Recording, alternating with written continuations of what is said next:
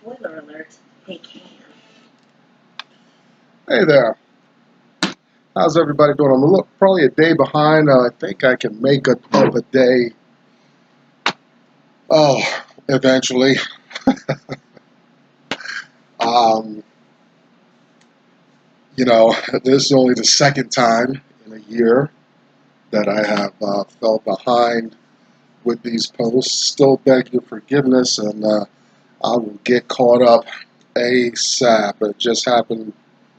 School is just more intense. I had a friend. I was sitting with him at lunch a couple weeks ago, and he says, I tried to prepare for it, went on a little vacation, came back, and it's just so much more than I could have ever prepared for. You know, Fatigue is one of the biggest factors. And anyway, no excuses. Let's get right into it. Life shows up sometimes, but I feel like I'm doing the best with it that I can. Can't tell you how many times I've cut and run back into drugs, alcohol, homelessness, financial ruin, uh, because everything looks so uh, impossible. But I'm digging down deep, relationship with God, whatever that means to you, and I have a lot of peripheral help from friends and professors. We're gonna make this happen. Um, Under 100 days, we're on the countdown. Let's do this. I just tried to psych myself up. Come on, come along with me. Send some vibes into your device there right now. Please. Day 268.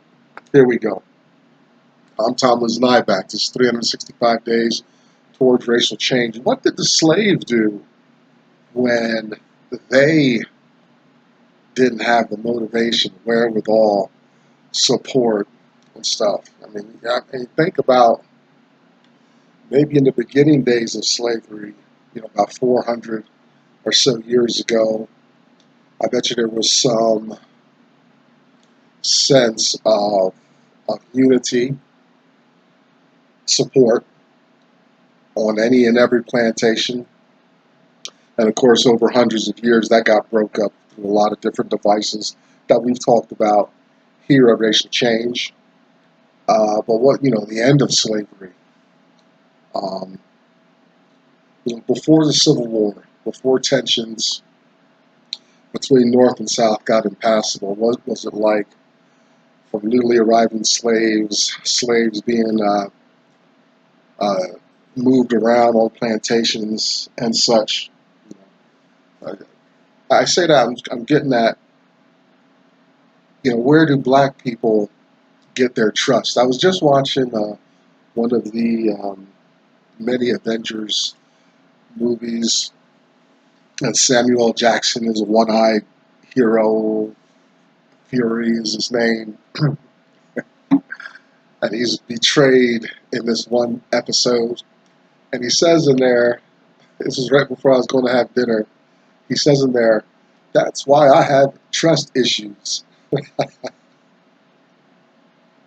And I got a big laugh out of that, because part of the black experience is, trying to find that foothold, that place to rest when we get an idea that we want to change our lives. Um, in my experience, once the decision was made and I was committed to a pathway to a better life personally, my next step was to secure some foundation, a place from which I could step off from, and that has materialized in my life, but not after a lot of years of struggling, searching, and being jostled around in various systems in America. The white mind, We're going to talk about some stuff today, immigration, uh, discrepancies between Hispanics and Haitians, but overall, you know, a big chunk of why we're here today is white manipulation, white control, white power, and whites maintaining and keeping that status quo going. So,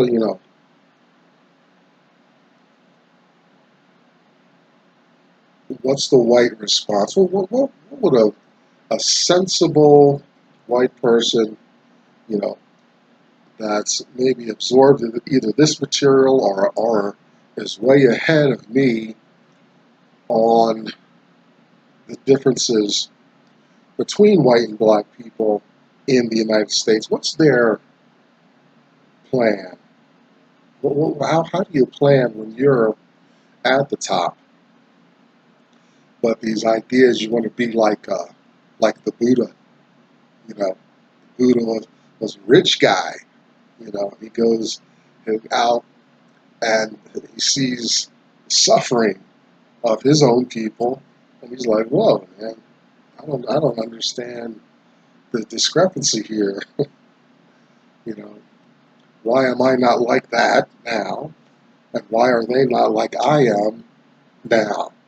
You know, what's this?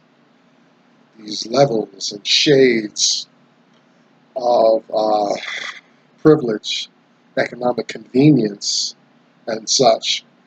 You know, interesting. I don't know. I know lately I get pricked in my conscience because personally I'm not the worst off black person in America. Really, never have been. I gotta say, I've been in situations and communities where I've seen men my age, illiterate, broke, addicted, strung out. I'm not better than them. I'm just saying, like, uh, there's there's experiences of black people much worse. Uh, Hopefully, than I'll ever know. I got to admit that. Yet there's something occasionally stirs in my conscience about outreach, education, things like that. Uh, I'm a little sequestered and isolated. I don't propose putting myself in the hood or anything like that, but I go over that. So, in contrast, do any white people feel that? Not that religious thing, not being a missionary, going to Africa, or putting themselves down in the hood. I've known some Christians, white Christians, that have done that. It's all well and good. I'm not talking about that. I'm talking about a specific message about color and race in America, and that being the platform. You know, no, not playing some kind of shell game. Let's get right down to the heart of the matter. You so that's me. Economic literacy. Where you at? Finally got my little thing going and communicating with my online investment people. I'm just putting money there. As long as they don't chew on my principal, I'm in good space. Um, but it's interesting, I'm still on the plantation as far as making my ends meet, things like that. I've not gotten all that far from, um, you know, from this status of being black. But it's not a unique experience being black, being on modern plantations and stuff like that. but it is very much normal for us black folks and all that. But get your financial literacy together. Handle your money like you're going to live forever. You need your money to work exponentially. I mean, many times harder for you in the future than it does now. You've got to find your own creative ways to make that happen. Through investment, owning a business, some vehicle that's going to carry you when the body or the mind stops working for you. That's very important. All right, today is 268. We're still in a Black History Reader, and we are in this whole project. Let me give a shout out, Dr. Anderson. Forgive my mind. Work starts earlier, and it's causing me to lose a little focus. But don't worry, I'm here. I'm present. A Black History Reader. We are in this tonight. If you have the book, look at page 153 about immigrants and Haitians. Also by Dr. Anderson, Black Labor, White Wealth, and Dr. Anderson's National Plan to Empower Black America, Powernomics. You can find Dr. Anderson at powernomics.com. Behind me, you'll see a hashtag us2 symbol. You'll find black women supporting one another and having their community and conversations. Check out Black Enough, BLAGGENUF, for kind of a black Facebook experience. This is the World Wide Web. If you can't find your voice, your flavor, your community, do what I did, start your own. Welcome newcomers, and for our consistent watchers of this channel, welcome. I see the ticker going. I am just immersed in a whole lot of other stuff. I promise to address your questions and issues, maybe during winter break for school. They're really hitting us with some heavy stuff. Finally, Uncle Tom's Cabin. We will get to this. We only got a little ways to go. We got to get this book wrapped up before the year is out. Definitely, and maybe some other resources. Very important. Okay, day 268. We're talking about immigration, open to Hispanics but closed to Haitians. And we're going to talk about some stuff we've touched on already in the year about Haiti, some history. Second Amendment will come up in this conversation. You'll see how this all comes together. The specific question 50, that Dr. Anderson asked is, why are the doors of immigration open to Hispanics but closed to Haitians? Now, the copyright of this book, A Black History Reader, is 2017. America's always had some issue with immigration and illegal border crossing down at the south of the border, there, our southern border with Mexico and stuff like that. It really came to a head when the current president, old Donald Trump, starts just indiscriminately spouting off stuff. And you've got these whole exodus of people coming from Central America and Mexico crashing our border. And it really caused a lot of nuisance and stuff. You don't see it. The news cycle of it has went down.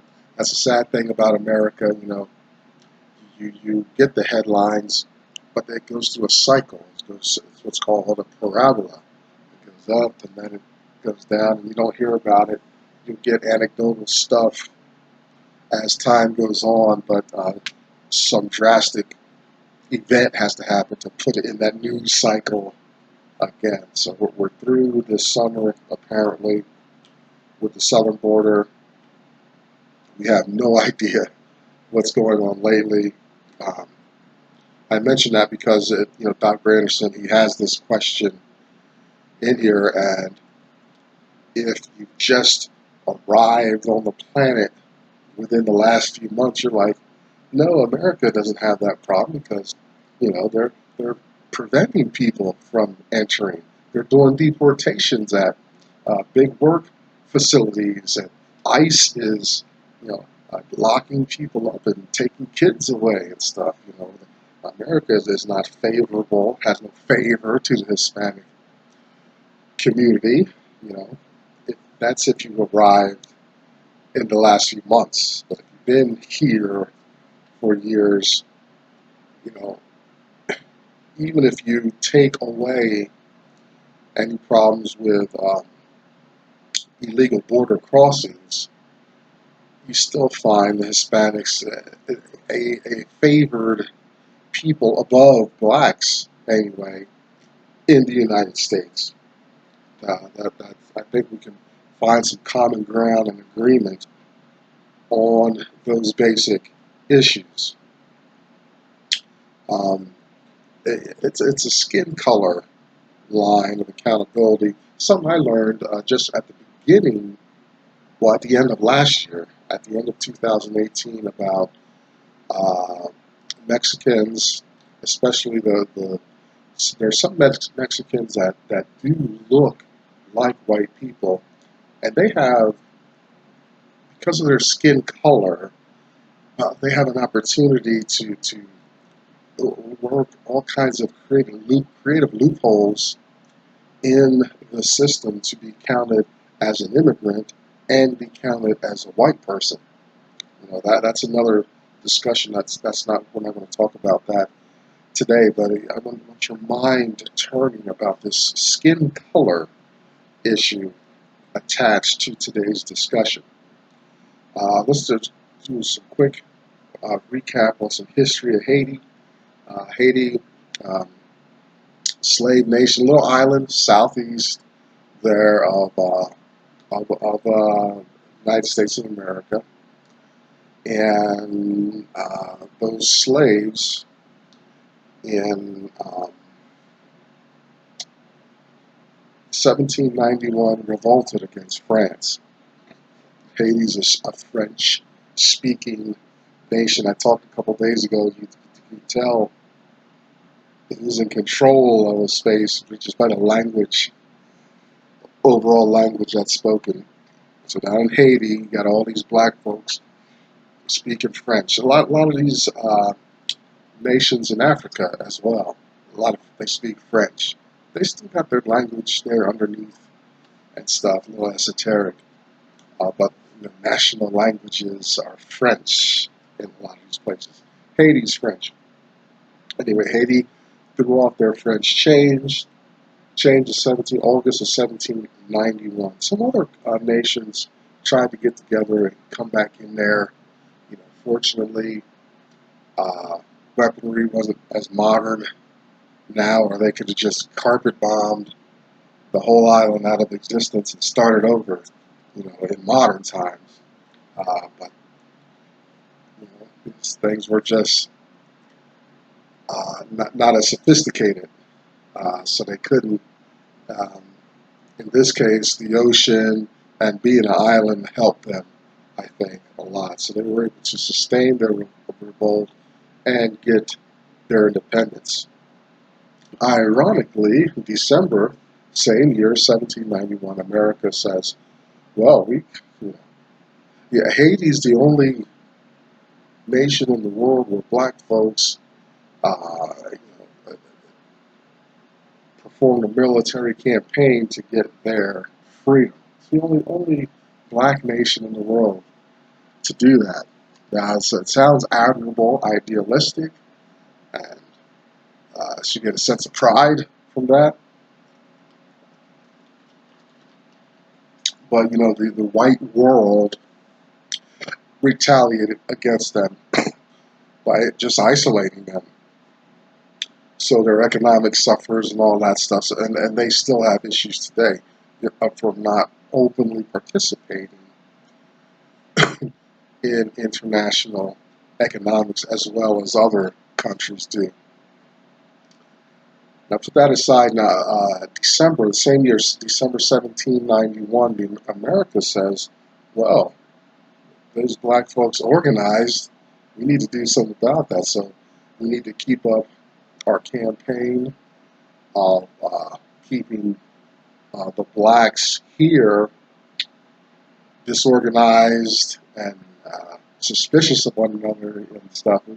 We've been crafting that over a couple hundred years, but we don't want all-out coordination and stuff. So because we don't want a Haiti type situation on our hands. So in comes the Second Amendment. And the Second Amendment, you know, today in modern times, it sounds like, oh, everybody has this fairy tale right to bear arms and stuff like that, which kind of is not true for black folks. You know, a black man, armed black man, is a threat to white law enforcement, and it exacerbates the tension that's already there, the deadly tension that we've talked about, and you can see on the news kind of died down now. I hope I'm not jinxing it, but it seems to have died down now. It's quieted a little bit, so hopefully we keep it that way. 1791, December. Oh, the states come up with the Second Amendment. Now, it's not some, you know, pie in the sky, flowery right for people to bear arms. The Second Amendment was created to empower, to embolden, to equip militia to protect white folks from any possible black uprising and stuff like that. So it's, you know, you get your head around the original intent of the Second Amendment. Um, it's not just to have a right to bear arms and go to the target range and stuff like that. It was originally to be a response in case of any mass military type slave uprising on this domestic soil. Okay, so that was one thing. You know, Haiti paid the price of isolation, economics, and all that stuff. And now we're going to bring this back to the immigrants, especially Hispanic immigrants, in a moment. Now, around the time of the emancipations and stuff, mid-1800s roughly, and all that politics, was when the United States opened the doors to immigrants, especially European immigrants. You got the Italians. That's how you get the Godfather, stuff like that. A movie like The Godfather. That's a little later. That's in the early 1900s. But you got the Godfather. You know, the Irish Jews coming in and things like that. And then the numbers just create this kind of warfare of attrition on black folks. And what the South did was they instituted Jim Crow semi-slavery that lasted over 100 years and stuff, kind of broke that up in the 60s. But these mass incarcerations, these frivolous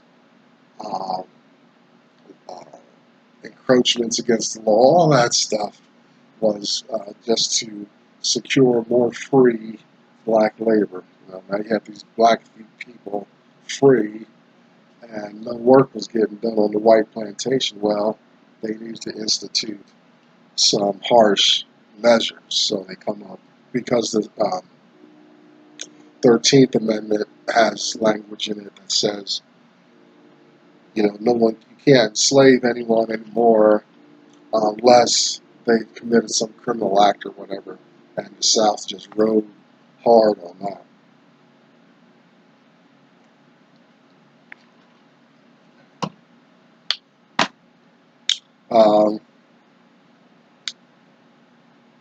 So that I just wanted to illustrate, like, the quotas after emancipation, Jim Crow, and all that. Yeah, quotas. Now the quotas, you have these people coming in, Europeans, and they're doing their census and statistics. You know, they ain't importing free black people. You know, They're not coming in like that. You gotta have lighter skin to be able to come on into the country, at least be a management class person, have a living wage, and all that stuff.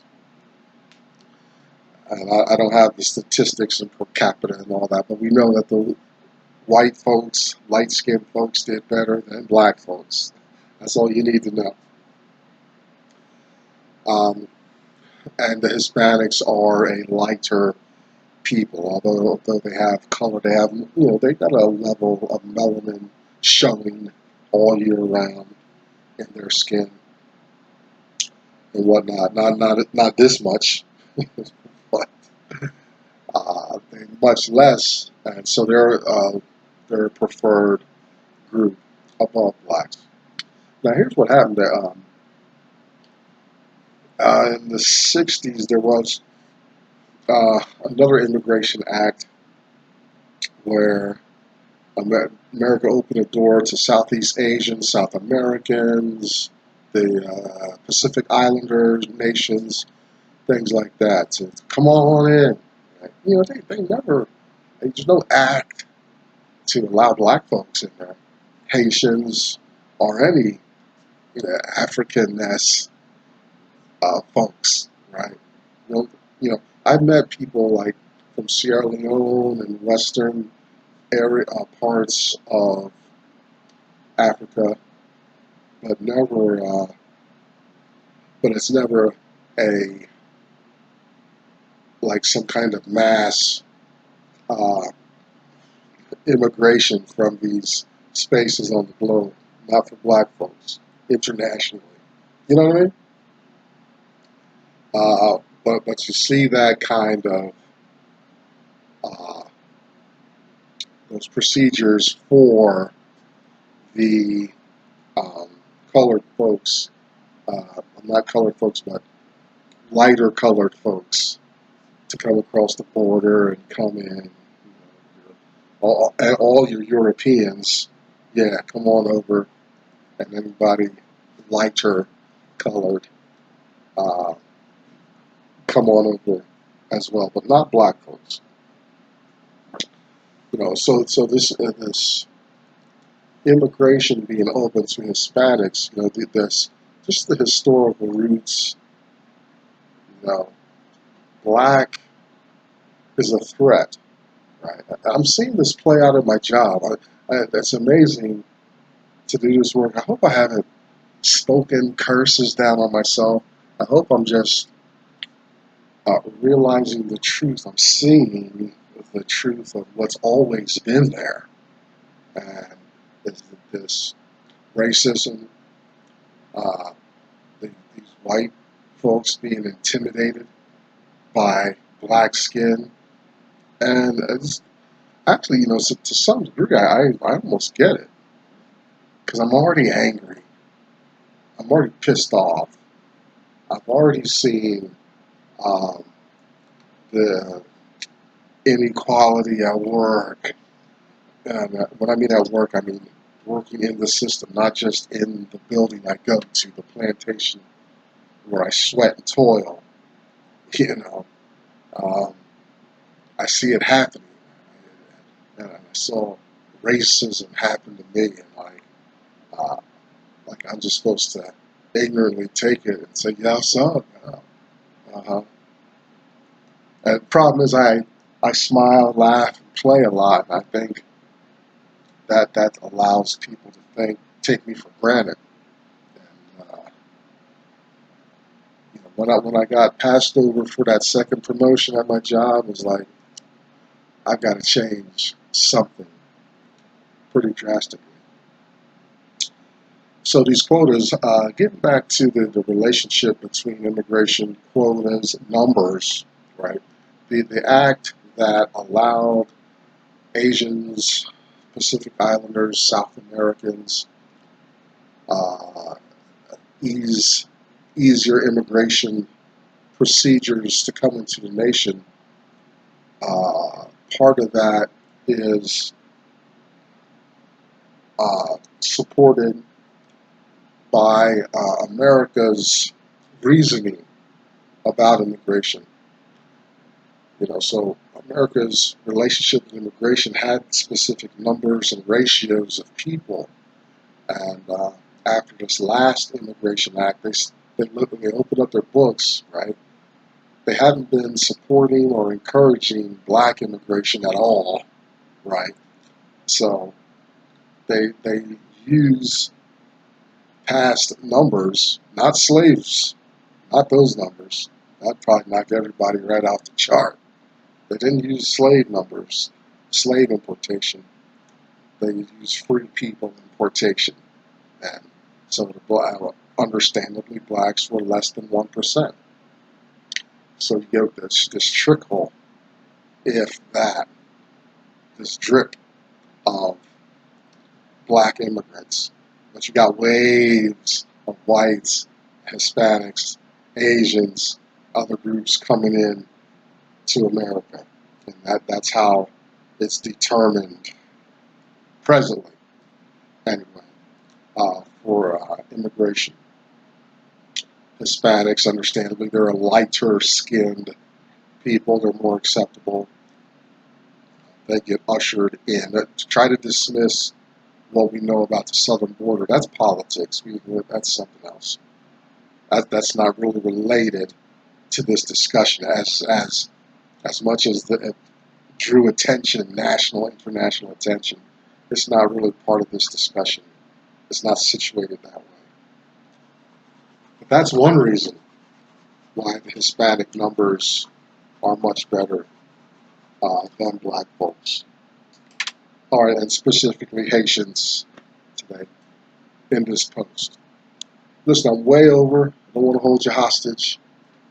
Just a little tidbit, piece of information. You can do a lot of research on your own. Dr. Anderson's easy to find and whatnot. Anyway, I'm way out of time.